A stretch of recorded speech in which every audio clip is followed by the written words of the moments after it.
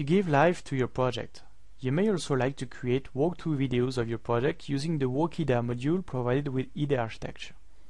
With the command geometry file, you can extract all the data required to run this module.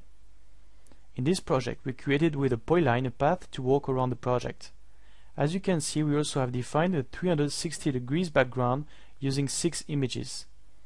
Instead of creating a circular path, we could also have defined a path going inside the building and maybe climbing stairs, going through doors, etc.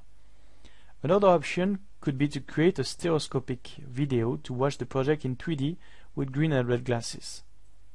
Last but not least, you could also export the project in a video file to share it with your contacts.